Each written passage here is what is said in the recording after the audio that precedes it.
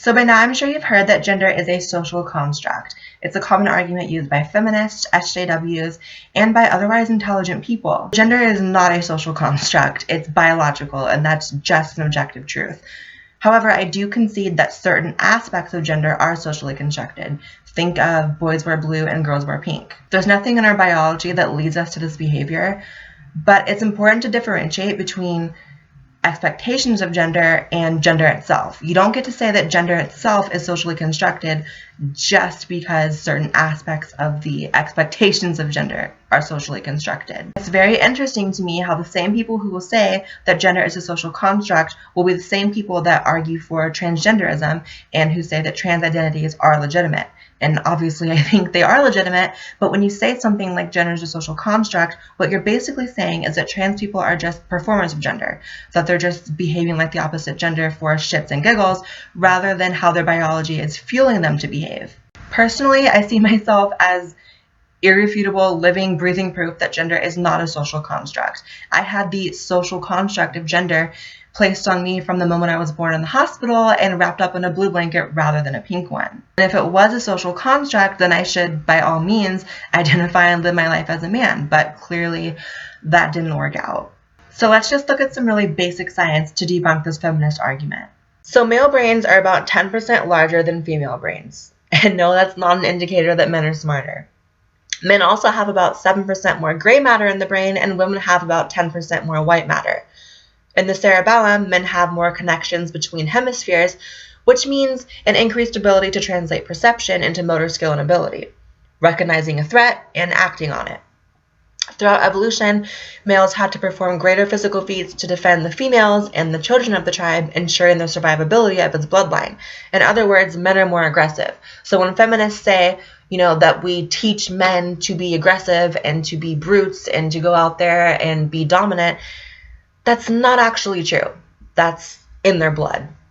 In contrast, women have more connections across the frontal lobes, which translates to an increased empathy, social skills, and nurturing behaviors.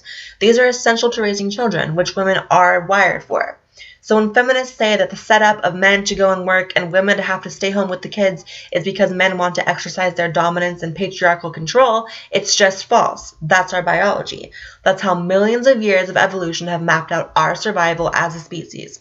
And you can make the argument that, we're more than just animals isn't as necessary. But at the end of the day, we are just animals and we're driven by our biology.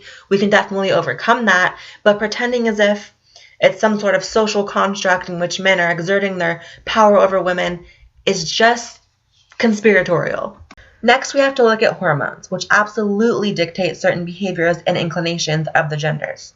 Higher testosterone in the body, which males have, fuel behaviors such as competitiveness, higher sex drive, more aggression, and providing resources to attract potential mates.